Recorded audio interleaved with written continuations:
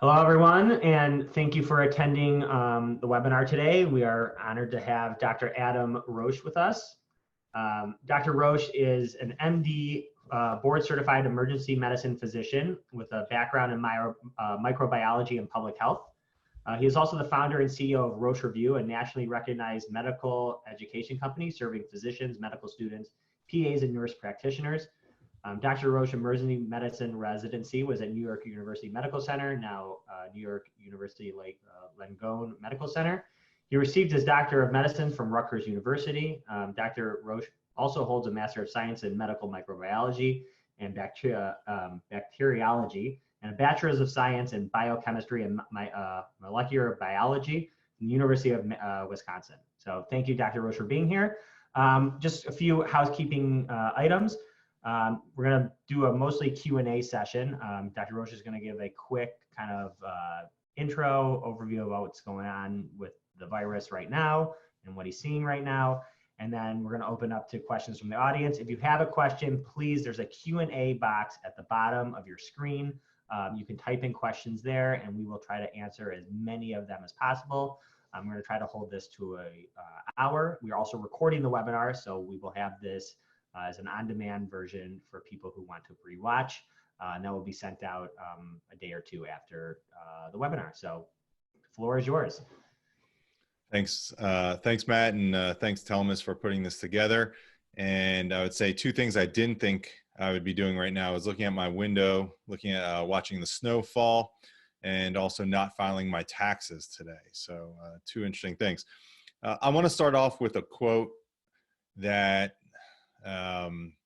is from Winston Churchill, but Michael Osterholm has been saying this the last few days, and we're going to talk about Michael Osterholm because he is the most informed, most intelligent person on this pandemic, and everyone should be paying attention to him. And the quote is goes like this: "This is not the end. This is not even the beginning of the end. Perhaps this is the end of the beginning." And there's a lot of different themes that we're going to be able to talk about today. And I'm happy to do my best and answer your questions. I've been doing a lot of these webinars and Q&As, and I've picked up on there's usually a handful of questions that everyone asks and themes out there. I want to touch on just 5 of the big points that I want to make sure is transmitted, conveyed, communicated to everyone out there of what's happening right now and kind of what to think about as we move forward here. And these 5 are this. The first one is, and I started off with the quote because that's the most important part here. This is the first or second inning of this pandemic. And while it may feel like things are changing, and they are in certain regards, this is a long-term event here. This is not a 2-month or 4-month or a 6-month event. This is a year, 2 years, 3 years. All right, there's a lot that's there's a lot packed in to that statement, and we'll unpack a lot of that through your questions, I think. But the most important thing to understand is that this is going to require a marathon-like thinking here. Okay, this is not anything of a sprint. Number 2, opening of the economy and a shelter in place are not mutually exclusive. We need both, and we could touch on what that means. You know, you can't have an 18-month shelter in place for sure.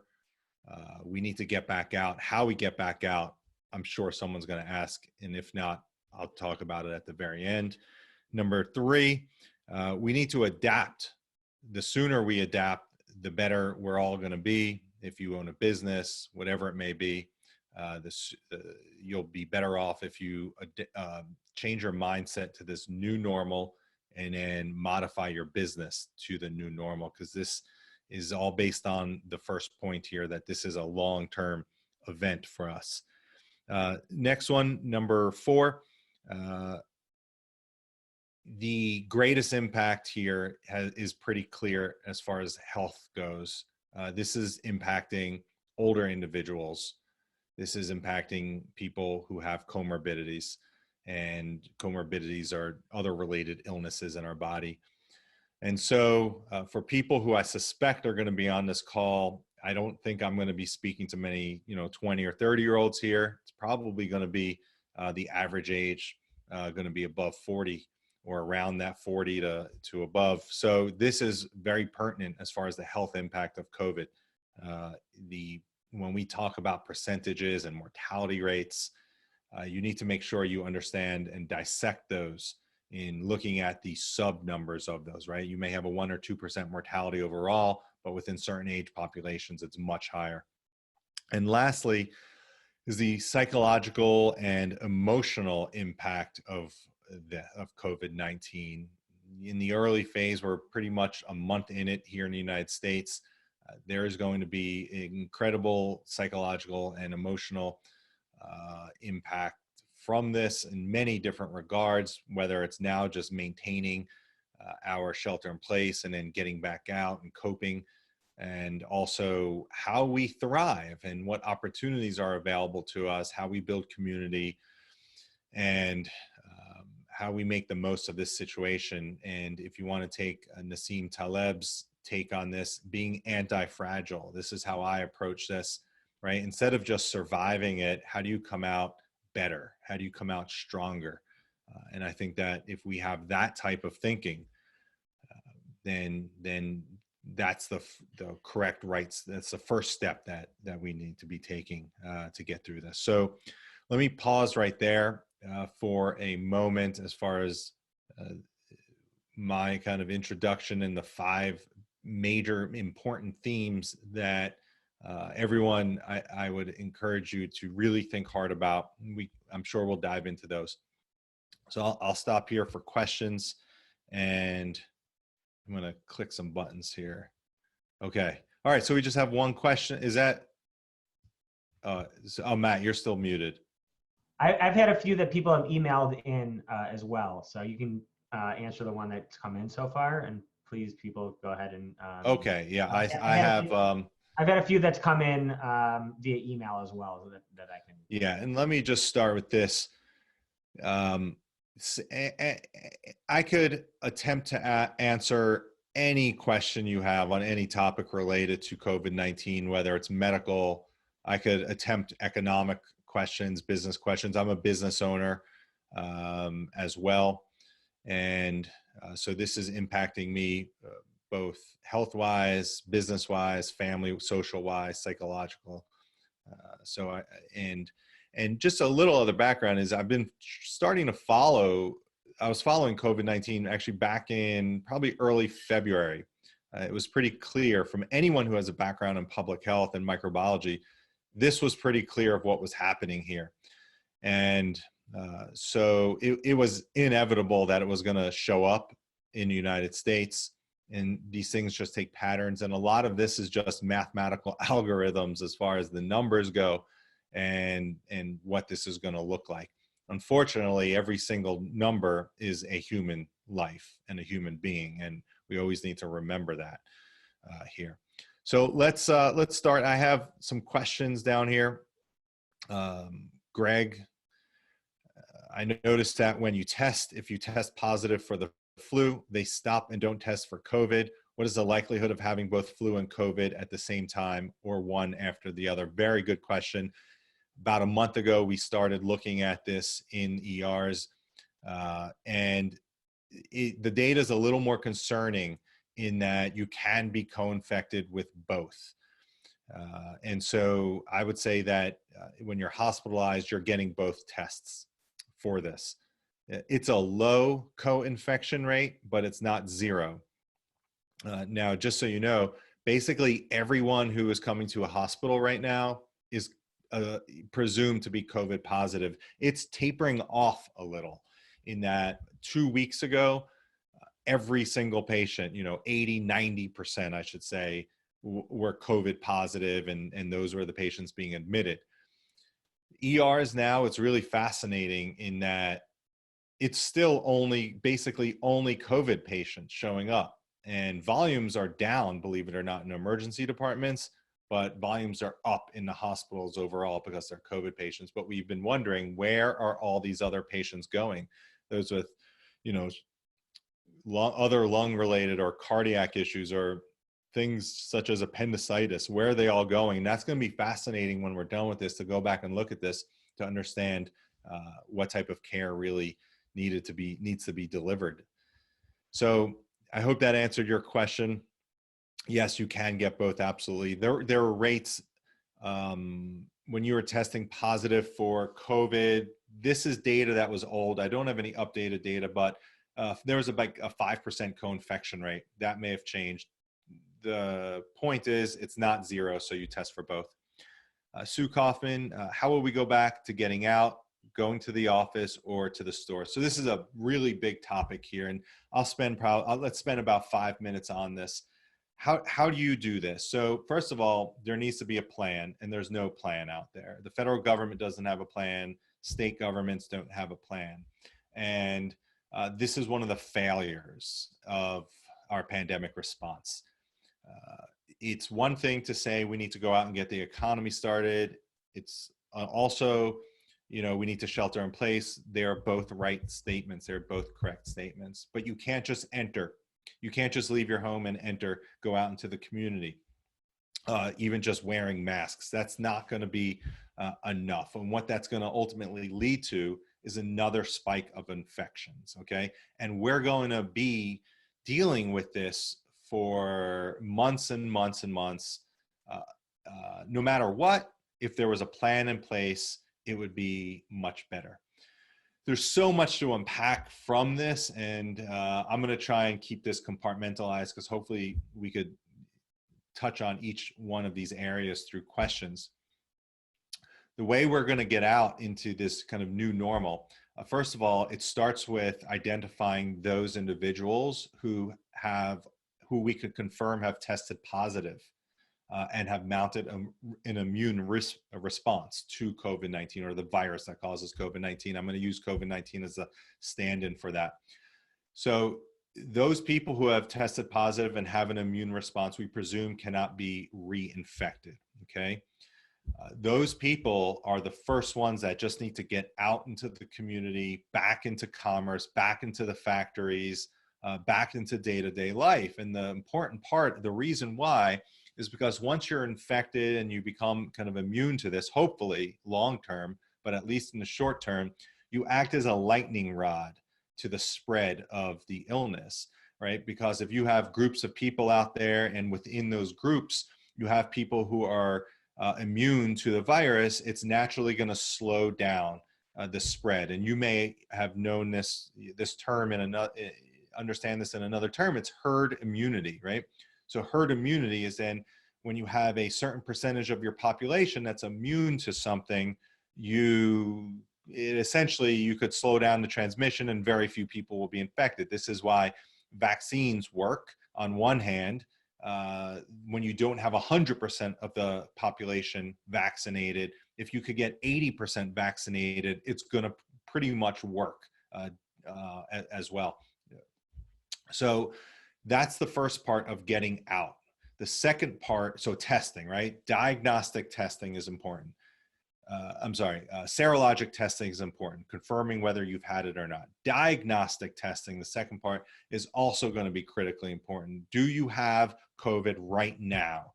Because if those people could get identified, they need to be isolated, and then their contacts need to be isolated. So test, trace, isolate, right? That's going to be kind of a basic mantra that we're going to have to implement: test, trace, isolate. Now, just so you know, it's not so easy. Those two big things about testing are not so easy, because you have issues with reagents, meaning you need to be able to run these tests. If we're talking about running these tests on millions, hundreds of millions of individuals, even hundreds of thousands of individuals, you don't have the capacity. We don't have the national capacity to test these many people. You run out of reagents, or supply chains are hurting. We don't have the swabs, right? All of these things you need. You could do this on a local level, and hospitals are doing this right now. But when you start to introduce this to a population of a country, it becomes very challenging. I mean, even now, the tests take 5 days to get back, the diagnostic tests. Beaumont is doing testing now on serological testing. So along with the testing, we need to support that testing. And so that's going to take a long time. The other part is going to be our behaviors when we're out and about. And so we're going to always have to maintain physical distancing for the next, this is a year, 2 years. Physical distancing will be part of our strategy until an effective vaccine is available. All right, listen closely. Until an effective vaccine is available, we will not be able to go back into groups again, or you have large numbers of the population that are infected. And chances are at least 50% of us are going to be infected. And then you could run the numbers on the mortality there. And this kind of just goes back to if you have a 1% mortality, even like take that figure, multiply that by 50% of our population. That's devastating, and it is much greater than where we're at right now with 30,000 deaths in the United States. And so I always, you know, I warn against complacency here. Let's just go back to getting out into the public. And so businesses are going to need to implement, you know, take an example of, let's say, a coffee shop. If you own a coffee shop, you should have places where people are going to stand 5 feet apart. You should have, you know, where the baristas may be working, compartmentalize that so that each stay in their own area and they're not going back and forth, crisscrossing, right? Anything you could do now to limit physical contact or close contact is going to be very important. I believe if there's going to be, what I'd love to see are airlines giving out N95 masks. And we could talk about the difference between a scarf and an N95 mask. They're not even comparable. Everyone is going to be wearing N95 masks out in the public, or at least that's where we should go towards. Right now, healthcare providers, it's you know, they're not completely stocked, so we need to make sure that they get first priority on N95 masks. So that's the picture of what it's going to take to get back out into a real economy, and this is going to be regional. So a place like Detroit, it's going to be a little behind a place like, let's say, you know, out in you know, a less populated, less densely populated area who has been doing physical distancing early. One thing we know, the sooner and more aggressive you did physical distancing, the better you turn out. That was true in 1918. That's been true in every pandemic, and it's true in this pandemic as well. And so, you know, the cities who delayed, who waited, they are going to have the worst outcomes out of everyone. I do think things will be more regional. New York, New Jersey, it's going to be much slower getting back out there. DC, New Orleans, right? These are the hardest hit places in the United States, places in Florida. You're going to see also various, we're seeing increased growth in rural areas. There will be not one county will be saved from this. COVID-19 will be in every single county in the United States. And just so you understand, right, the East Asian, Southeast Asian countries were exposed to this first. And take a place like Singapore that was doing so well for so long. Now when they open up their economy and come back out, they're starting to see cases tick up again. In fact, today was their highest day in a long time. I think they had 200 or 300 new cases, I believe. That's what I read today. And so the whole point of this is that there's no all clear, there's no bell, there's no whistle that says come on out. This isn't a tornado or a hurricane that we need to shelter and then we go back out and, you know, pick up the pieces. That's not what this is, and you have to change your mindset here. This is an ongoing change. This is an ongoing thing that we're going to need to deal with, and the sooner that we could mentally accept that and then make those changes, we're going to be better off. All right. So, Lyle, what can we do to thank the hospital workers right now? Is buying dinner, lunch really helpful? Any organizations that we should donate to that you could recommend?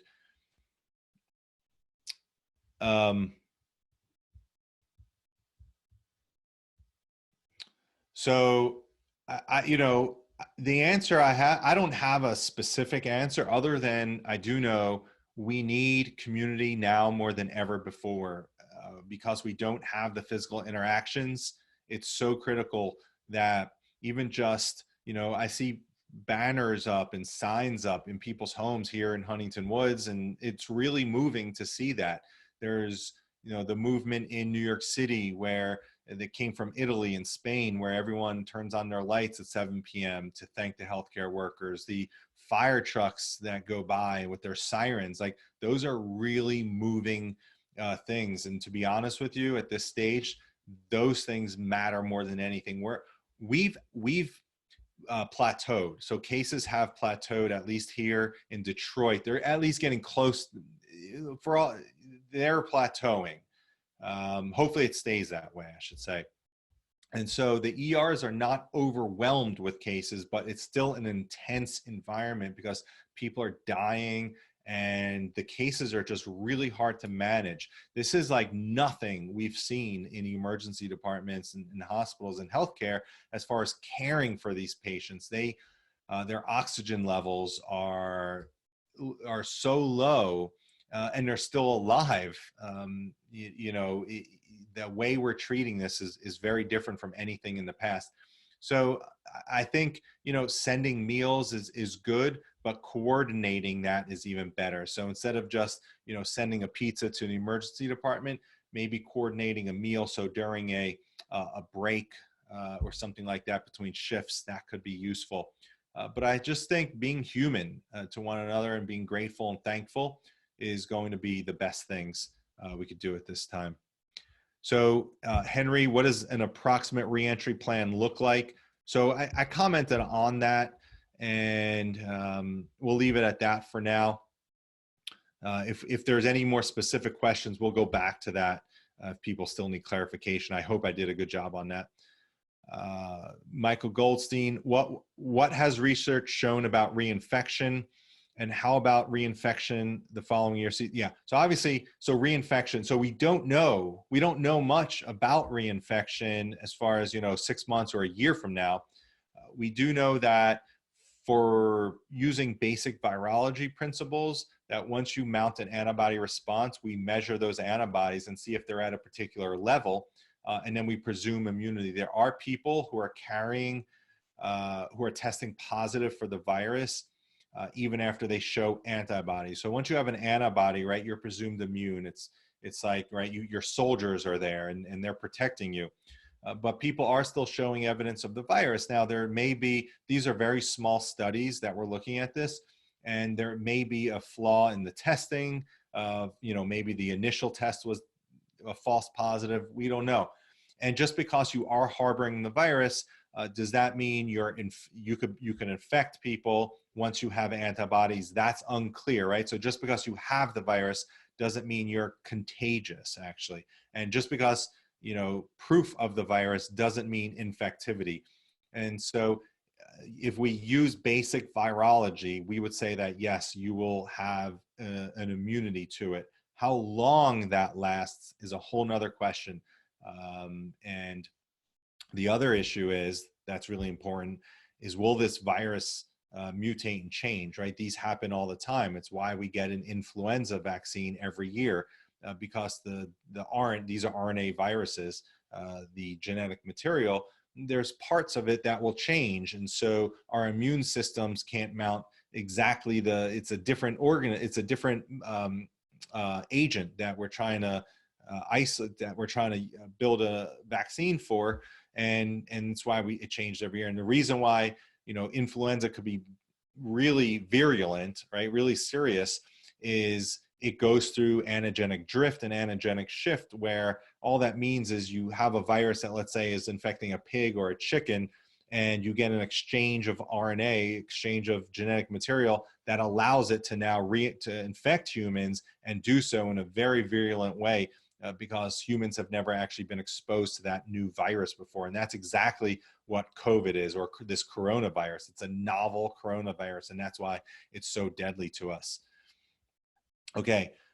I'll go to the chat bar real quick for Joan.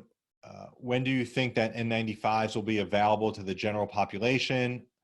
So to answer that, I don't know. It just depends on our manufacturing and supply chain, but patients are going to keep coming into the hospitals. That's not going to let up.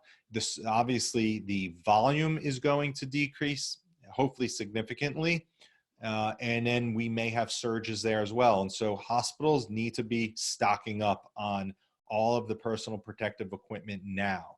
And so what advice do you have for elderly adults in their 80s or 90s who have to travel back home from Florida to Michigan? Yeah, I would say drive. And they're really at high risk, that population. 80s and 90s is at very high risk. I would not travel on an airplane. That would be my last ditch solution to getting them back. Getting in a car is much better, much more controlling. You could control the air you're breathing. You can control who's sitting next to you and behind you. So an airplane, you're not going to be able to do that. That's the best answer to that. Okay. Question from Anonymous. What's your suggestion for resuming K-12 schools, considering social distancing, food safety, athletics? This is a really hard question. And the way this is going to be answered is from a group of people making these decisions on a case-by-case basis. I can't imagine, I don't see a path that if I'm a 65 or 70-year-old teacher, that I'm going to show up to a classroom with 30 kids who all may be asymptomatic carriers. I just don't see that happening. I don't see teachers accepting that as an acceptable risk. And I don't see parents accepting that as a risk, because once you have an asymptomatic carrier, what that means is you may be infecting people without showing symptoms. And those kids will come home and infect parents or grandparents or siblings. It's a very difficult situation, even with masks. So are we going to put N95 masks on all of our children and all of our teachers? That would certainly help. And if we did physical distancing in schools, those things would absolutely help and would certainly allow us to probably get back sooner. I don't know how realistic it is to do that. And so I think the school issue is going to be really challenging. People thought this was going to be 1 month out of school or 2 months. I certainly think it may be longer. You know, other countries have gone back to school, and so we're going to watch them very closely. The problem is it's so soon, even in those countries, that, you know, what may happen is you'll see a secondary spike, right? A second wave of infections. And once we get those, you know, I think then those shutdowns could be even worse than the first one, because it's almost like learning your lesson again, right? I don't know what's going to happen with school. I think we need to get some people together to ask hard questions, to see different sides of this. And it probably will be on a municipality basis. If I were to kind of wager on this, I would say that, you know, places who have low infectivity rates are going to open up much sooner than places that have high infectivity. You know, opening up in Detroit, in Wayne County, might be dangerous. Opening up in Oakland County as well may be concerning, because the majority of cases are in these two counties, Macomb County as well. So hopefully that's an answer. It's not the solution, though. Anonymous question: does weather have an impact on the virus? If not, why is the infection rate in California so much lower given the population concentration compared to Michigan, Louisiana, for example? This is like a softball question here. So why is the infection rate lower? Well, first of all, they were the first state to shelter in place, and evidence has shown back from 1918, the places that shelter in place aggressive and earlier always do better. And that's why I don't think there's, there's other reasons for it, right? Densely populated areas, you take cities like New York, Detroit, you take poverty, that will do it, because people can't separate, people can't isolate as easily, they don't have other places to go.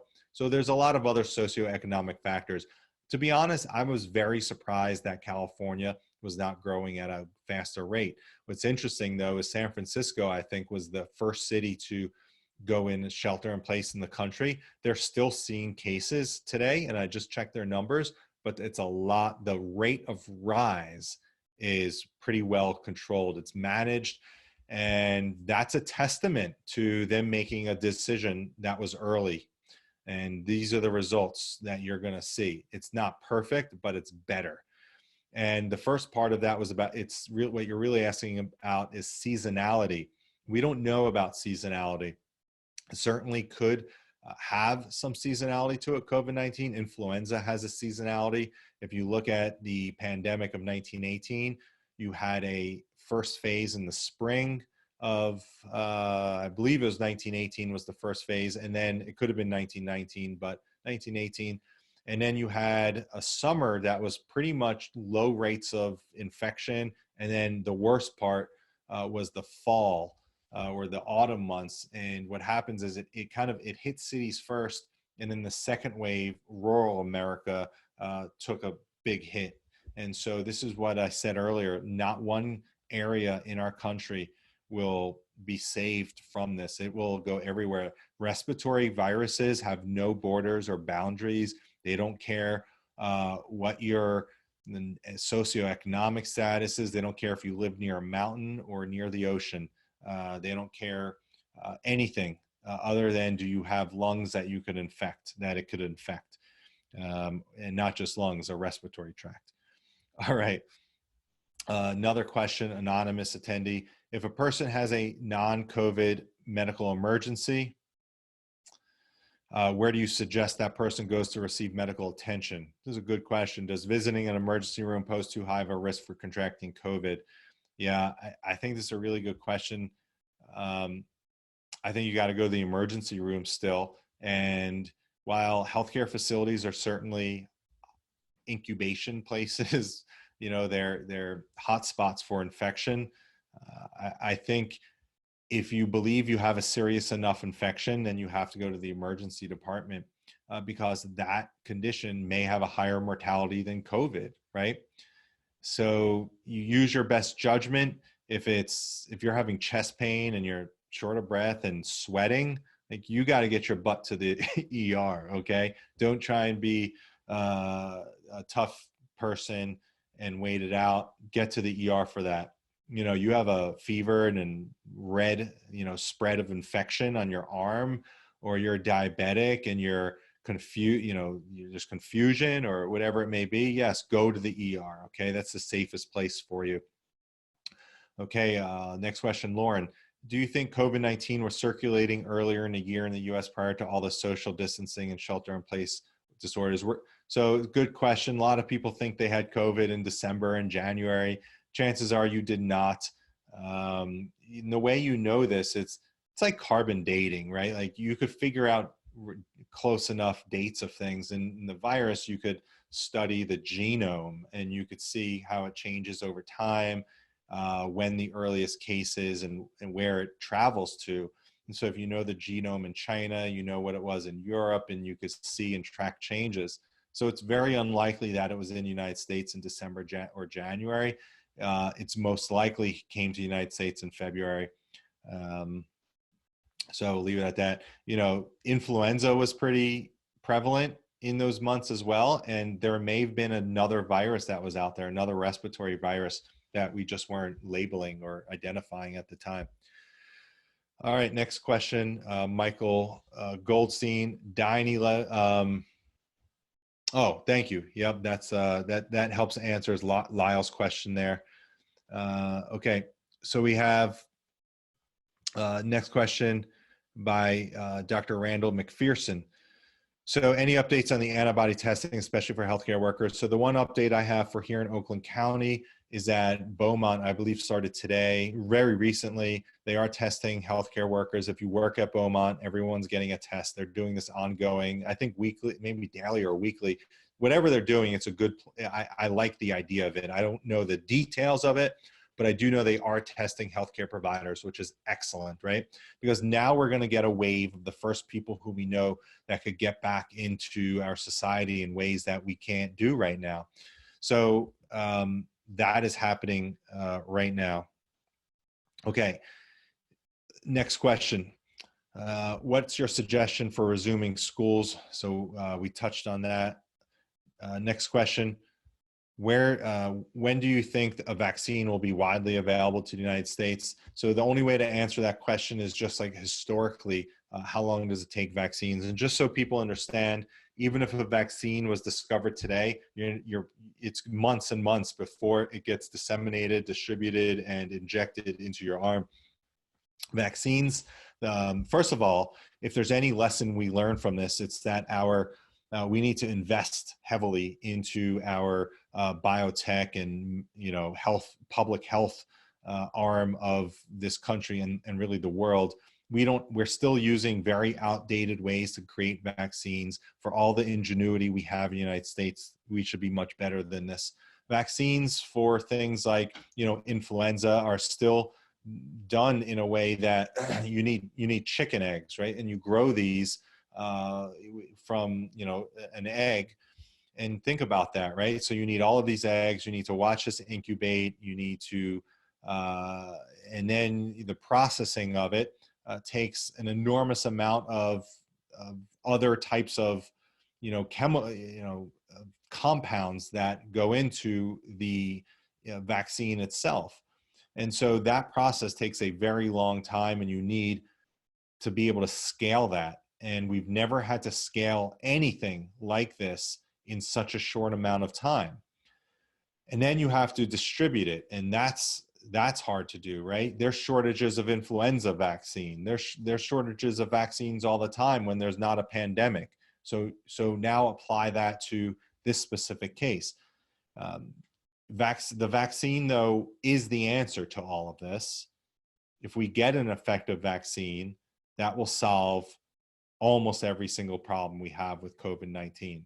So my fingers are crossed that we get one, and we get one soon. As far as when that will happen, I doubt it would be within a year. They may find one, right? Scientists may be able to get one going that they believe works. It has to get tested, it has to get processed and distributed. I think we're more likely, more reasonable scenario would be between 1 and 2 years between getting a vaccine out. So regardless, I feel like we need to prepare for at least a year of dealing with this without a vaccine, at least. And I think it's probably safe to prepare 2 years for this. I hope I'm wrong on this, okay? I hope we go back to this and it proves me wrong. Next question, Robert Stone. Are there any proven drugs or drug combos that have proven to be effective treatments when someone who has COVID-19? Okay, essentially the question, let's just talk about the medications and drug combos. So this is where you have to be really cautious when you hear things and read things in newspapers and primetime news. What everyone's heard of is hydroxychloroquine, azithromycin, there's zinc, there's a lot of different drugs that are thrown out around. And there's 2 approaches that I could tell you about how I think about this. So from the sheer medical point, there's no drug that works. Nothing that we know of. Let me add to that. Let me explain. So the only way to prove whether a drug is actually the cause of an effect, right, that it's actually reducing mortality, and that's what we want here. We want it to reduce mortality. You need to test the drug against a control. We haven't done that yet. Studies need to be into large populations. We haven't done that yet either.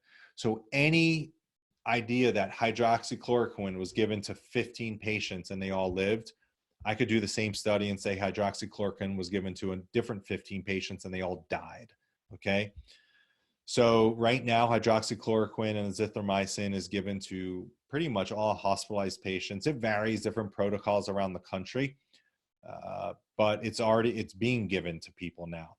And I look at that as kind of an asymmetry, right? So if you're very ill and we know you're on the pathway to death, then why not give it, even if it may have some deleterious side effects, right? The side effect is not going to be as bad as dying. And so give it. That's a natural asymmetry there. But what I can also say is there's more studies that are showing that a drug like hydroxychloroquine, especially if combined with azithromycin, will lead to side effects that could be worse. It could lead to cardiac dysrhythmias, meaning rhythm problems, lots of issues. And so a drug is not getting us out of this, okay? There's no drug that is going to miraculously reverse the presentation here. This is a really severe, for those people who are sick, what we're seeing is, cases of, it's like acute respiratory distress syndrome where people's lungs are filling with fluids. You've heard of things like a cytokine storm. And you can imagine just your own body trying to fight off this virus and it's attacking everything. And you're knocking over everything in the lungs and just fluid fills up, inflammation. And it's really hard to get oxygen exchange between your blood and the oxygen that you breathe in. And that's why people are dying primarily. And then there's all the secondary effects, the stresses on the heart and other types of stresses. So no, there won't be any drug in the short term. Now, there may be a drug, for example, that acts as an antibody, right? We have lots of biomolecules like that. People who may have rheumatoid arthritis may take drugs, and other autoimmune diseases that the drugs target a specific the virus itself. And that would be a really wonderful, that's really where the hope is. There's no drug like hydroxychloroquine that's going to do anything here, most likely, right? It's like Tamiflu with influenza. Once you get infected, it's very hard to change things. Tamiflu, at best, maybe, decreases symptoms for a couple days. And it's like that for a virus. And what we need is more of a much more targeted approach to the virus. So hopefully that helps. Again, I hope I'm wrong with this question also, but that's what it looks like right now. Next question, Henry. How safe is it to go to the grocery store to get carryout food, to take a walk or go running? So this is a great question, very common. And what I would say about this one is start with your risk tolerance on all of this. And I'm dealing with a group of people who should understand risk tolerance. So if I'm a 70 or 80-year-old person and I don't have a mask, I'm not, if it were me, I'm not going to a grocery store. What we need is to find people to help you. We need people who are young and healthy, people who have masks, people who may have proven immunity, right? That's why we need those people to go out and go get you your food. Now, that doesn't mean that you can't go outside. If you're 70 or 80 years old, you should absolutely get outside. You should do it every day if possible, right? You could control who you're around. You could take a walk, but you need to stay away from people who are unknown as far as whether they may be asymptomatic carriers or not. As far as going to the grocery store myself, so I go to the groceries. To be honest, my wife mostly does that simply because, right, she's in a lower risk group than I am. But I've gone myself, and I take the same type of behaviors that I've been kind of espousing from the very beginning of this. If you go to a store and wherever you're going, you physically distance yourself, stay 5 feet away from people. If you're touching things, and I don't wear gloves, that doesn't mean you shouldn't, but I personally don't. And this is why, because I'm very mindful of my behaviors, right? It's the same behaviors that we work in the emergency department, where I'm caring for for patients, and I may be going from room to room, and I know that my hands have just examined and may be contagious. And so I'm not touching my face, and I'm immediately washing my hands. So when I go to the store, and this will actually be good, when I go to the store, I'm taking the cart, I'm doing whatever I need to do. I'm physically distancing, I'm putting everything in my cart. and then I'm bringing the bags to the car. And in the car, I actually keep some hand sanitizer. I wash my hands with the hand sanitizer in my car. I try my best not to take out my phone because everything you do, everything you touch before you get hand sanitizer on is what I call hot, right? It's potentially infected. And so we get home, and what I do is, and we have a place in our house, there's a couple places. For example, I have one for the mail, I have one for packages, and one for groceries, where I put these things down in my kitchen in the same place every time. I don't put it near any food preparation or a place that I'm going to eat. I'll take everything out of the packages, and what I mean is the bags. Take everything out, set it on the table. I personally don't sanitize. Like if I have a family taco meal package, I don't sanitize that. I keep that on. I don't sanitize my fruits. There hasn't really shown to be any real effective transmission through foods. Now, cardboards are certainly possible, but that's where risk tolerance comes in. And after I take everything out, I will then throw away the bags, and then I wash my hands, and then I'll take soap and water or a Lysol wipe and wipe down the area that I had put on the table. I'll wipe down my door entry that I had to use when I got into the house, and anything that I may have touched in bringing in those packages. And so that is kind of a system that I have in place, and that's a system that I'm going to be using now until this thing's over. So it could be even 2 years from now. Don't touch your face, right? Do your best not to touch your face with hands that haven't been cleaned. Obviously, if you're home and you wash your hands super well, you could touch your face after that, but it's a good habit just not to do it. All right, next question. Oh, you mentioned a doctor at the beginning of the webinar that is best sort. Yeah. So one person, so here's a great 80-20-20 principle for everyone out there. And what I mean by that is you could watch someone like Michael Osterholm, Osterholm, I believe it is. He runs this Center for Infectious Disease in Minnesota. He also is the author of the book of like a pandemic book from 2016 or 17. I have been, reading and listening to every pundit I could get that I could watch and get my hands on reading material. Michael Osterholm is hands down the best, my go-to resource, and he's the best resource. And he has some of the most experience with pandemics. His background is in influenza and influenza epidemics and pandemics, which this is very similar to. This is much closer to an influenza pandemic than it is Ebola. And it's unlikely we'd ever have an Ebola pandemic just from the virology of it. So he knows this stuff real well. And the 80-20 of this is I could, 20% of essentially, if I just listen to Michael Osterholm, just that one person, he'll answer 80% of the questions that I want answered, as opposed to spending hours and hours going to, different media sites. It's a really wonderful point of leverage.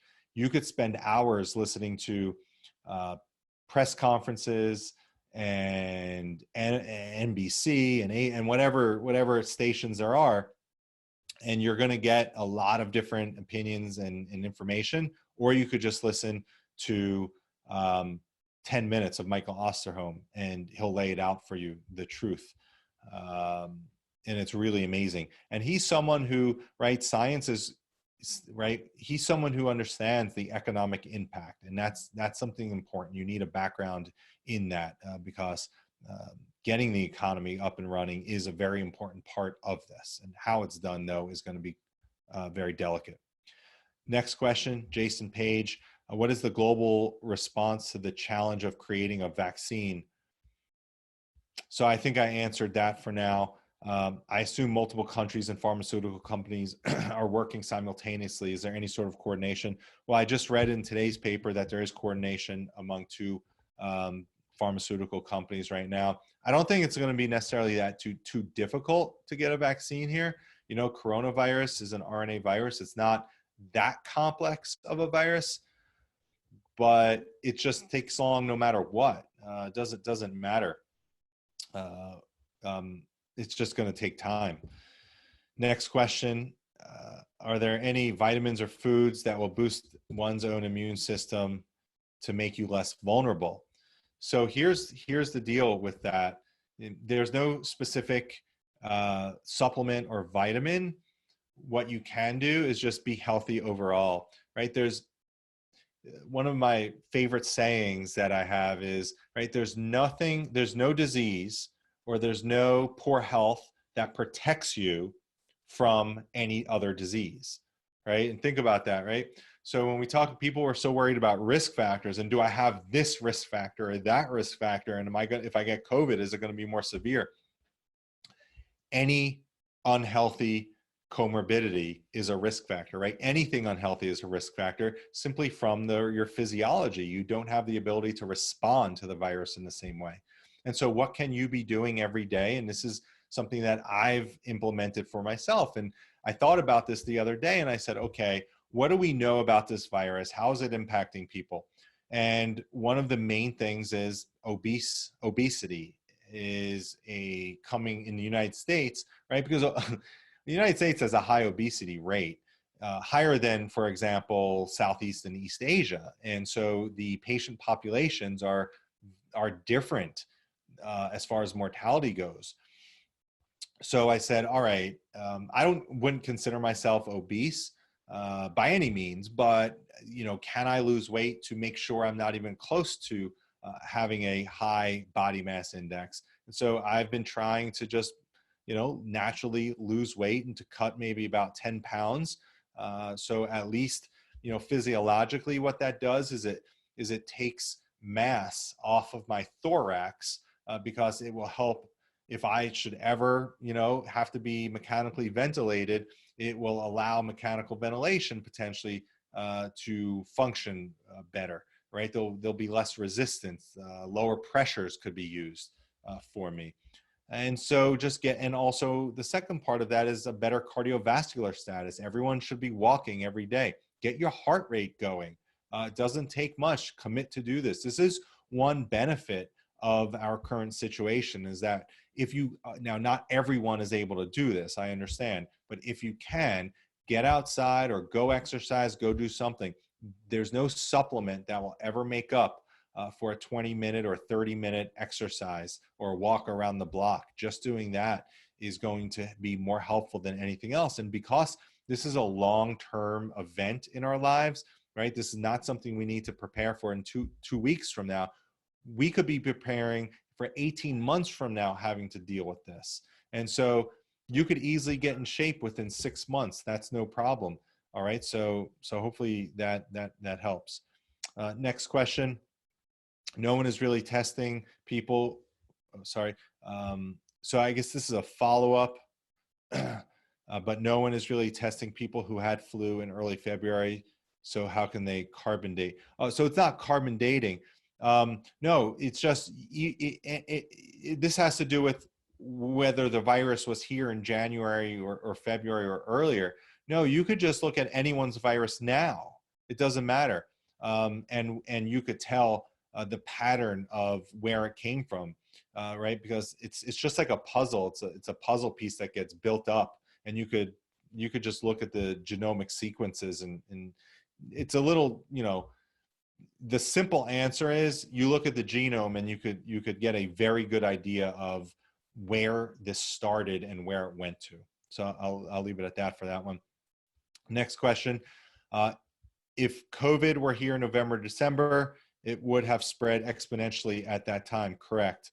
So is there any way it was here then? So it doesn't spread exponentially right away, right? The whole, right, in exponential growth, and I'm sure there's people who are much sharper on this than I am in this call, but it takes a little while to really feel the exponentiality of this. And so I agree in that if it was here earlier, like some people claim that it was here in December, we would most likely be seeing high levels of cases in February, and we didn't necessarily, but there's a caveat to this. We weren't testing.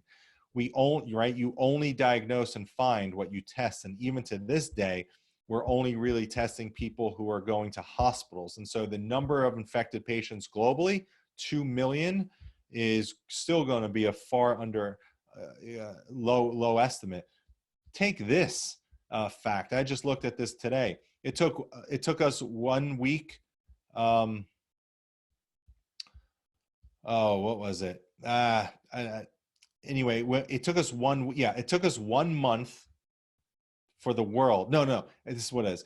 It took us 4 months, take January to April, to get to 1 million documented cases. Now, remember, this is globally. Now, remember, people weren't testing. So take this for what it is. But it took 4 months to go from 0 to 1 million. It took 2 weeks to go from 1 million to 2 million. That's exponential growth right there. All right. Next question. Do we know with confidence sensitivity of the PCR testing used by different labs for COVID-19? So this question has to do with how good is a test, and the takeaway from all this testing is, I'll try and simplify this as much as possible. A positive test that someone has COVID is good information. A negative test isn't as good because there's high false negative rates here. And so positives we could trust, negatives we can't trust as much. You could take that away. I won't go into the specifics because, to be honest with you, I haven't looked at them in the last couple of weeks. I just, a month ago I was looking at this, and you're absolutely right, whoever asked that question. That is what the sensitivity was in those early tests. The testing was a complete failure early on, and the kits, and it was a total failure. And it's a lesson that we need to learn for this next time, right? And hopefully we do that. Next question. Do we have any reliable estimates of the true rates of infection in our community, state, and nationally? So that part of it, no, we don't. We won't until we do widespread testing. Next part of that question, testing has been restricted. Testing has been restricted to those ill with compatible symptoms, correct. We know that a large number of persons with a mild illness were not tested, correct. We also know that many persons have been infected but had no symptoms whatsoever, correct. Yeah, so we don't know what it is. And, chances are it's going to be lower when we keep getting more data. So much is going to change about this, guys, in that we've been going at this in the United States for a month. We're learning so much every single day. And in 1 month from now, we're going to have all this new information and new insights. We have an incredible public health force, an incredible researchers and scientists and physicians, and for everyone in the scientific field here is really great. And we're gonna get more and more excellent info, and this will all come out. We'll have more to work with very soon.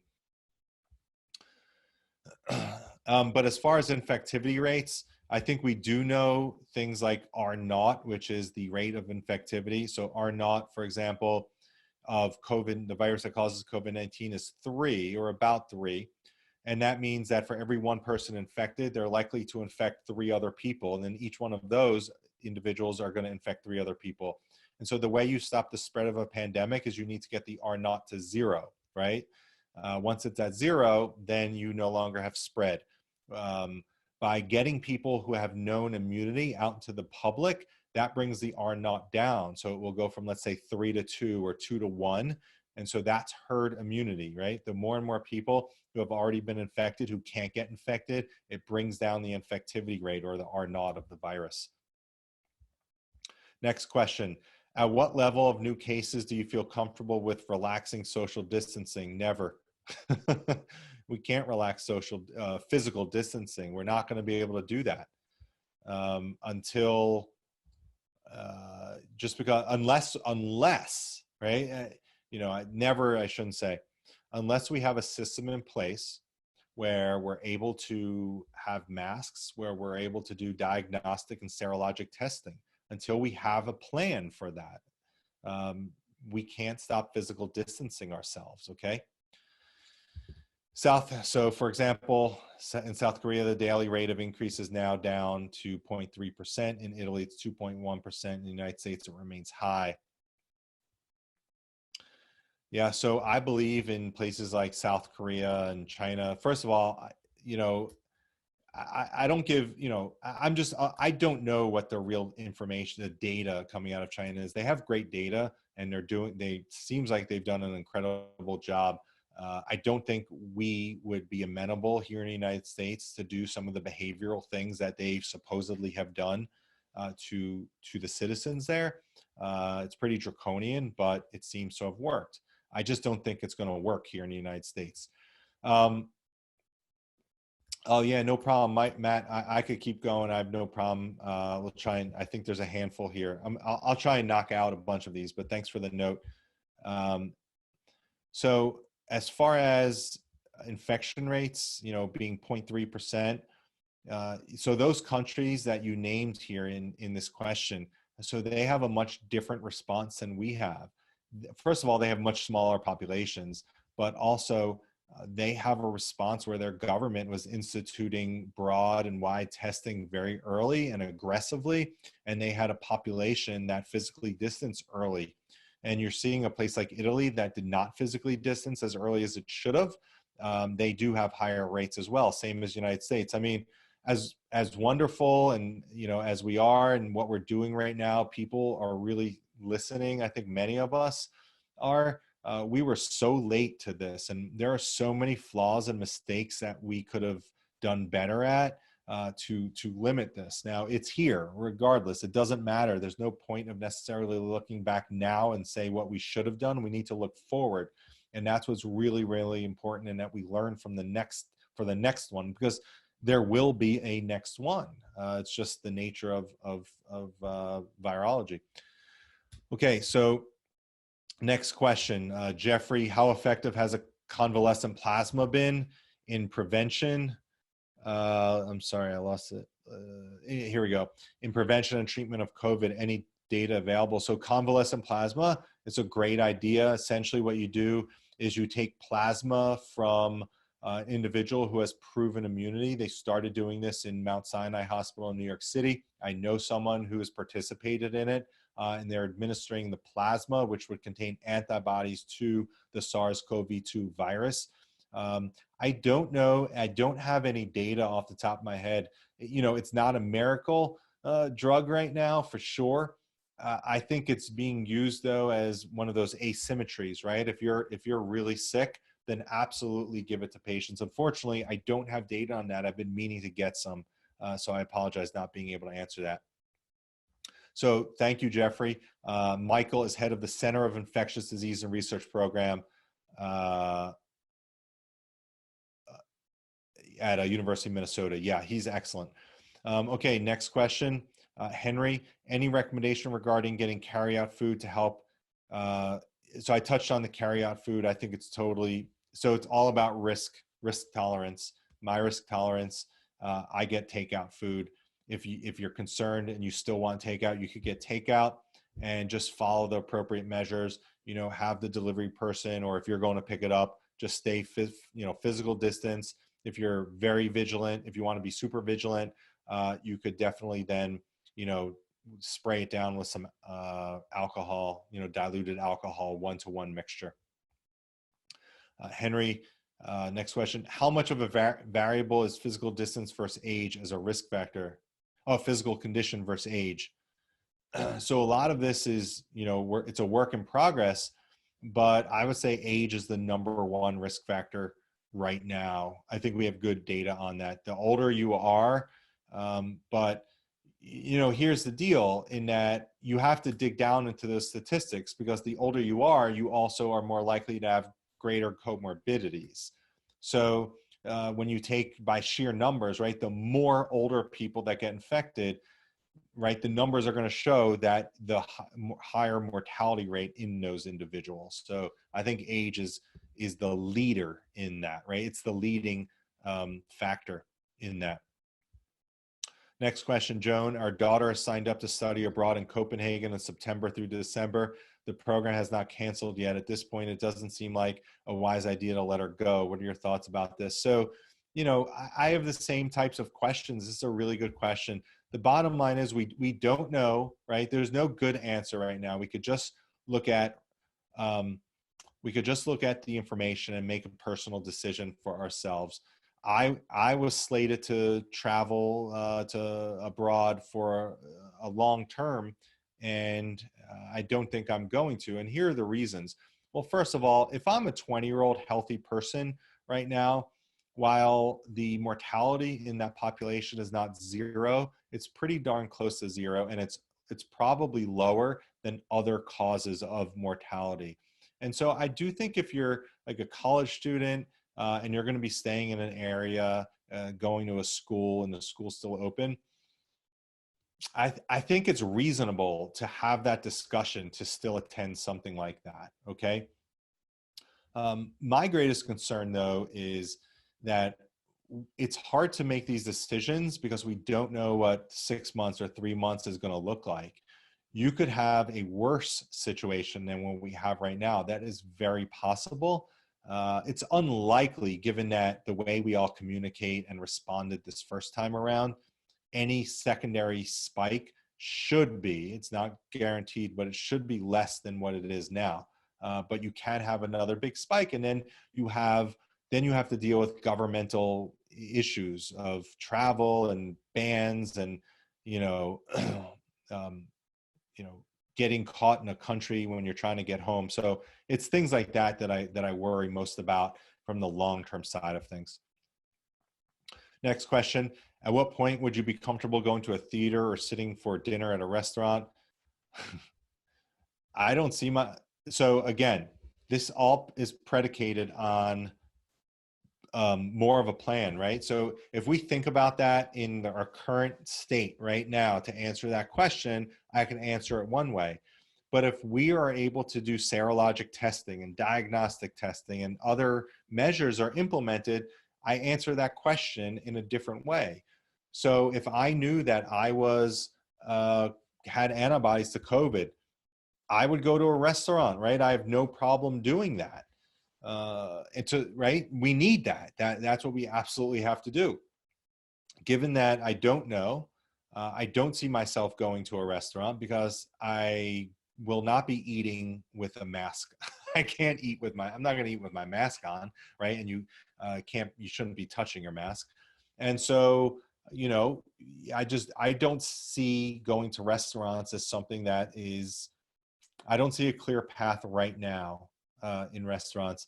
I think you could make an argument in certain areas that you could have a restaurant in an area that has a lower infectivity, where people aren't sitting, people are spaced, 5 feet apart, 5 to 7 feet apart, and maybe the servers are donning the approach. Maybe the server has a mask. I think that's reasonable.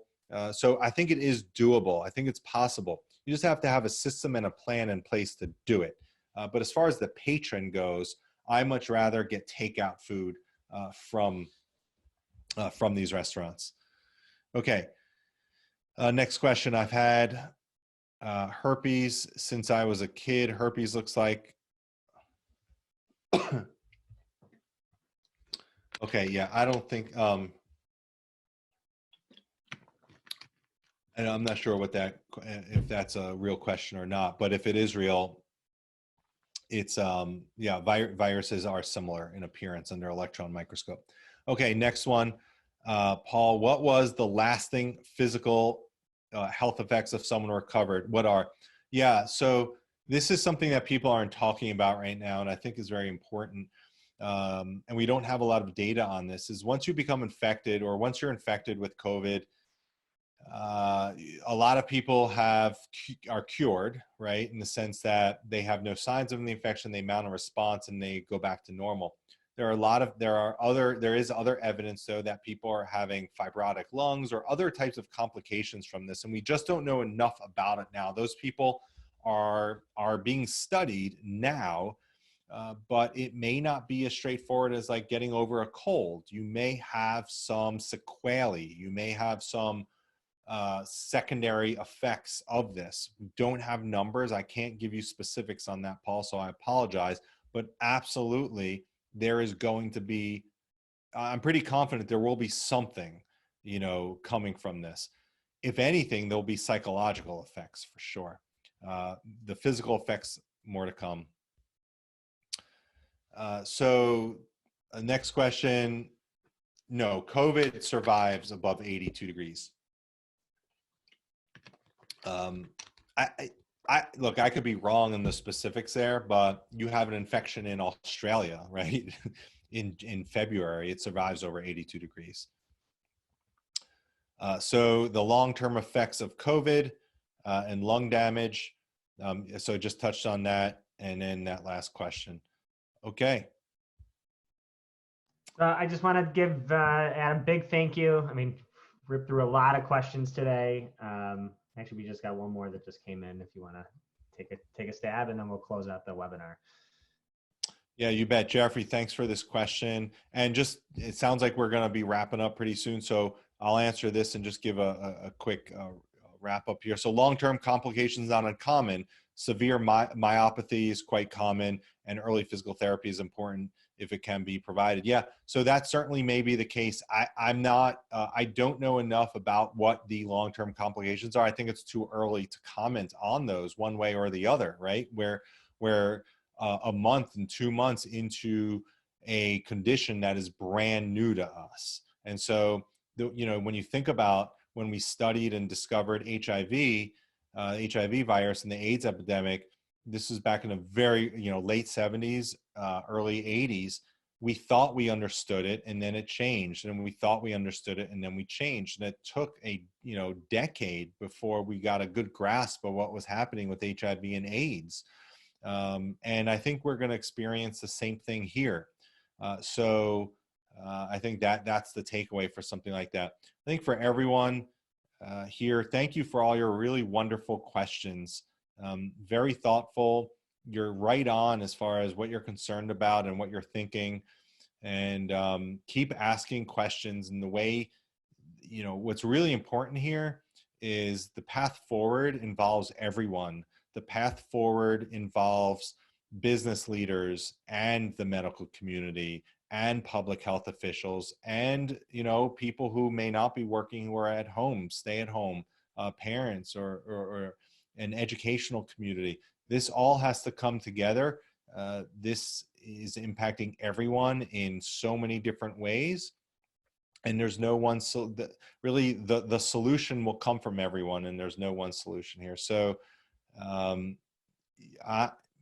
if there's enough interest, feel free to reach out to me if you have a specific question that didn't get answered. I'm happy to answer it.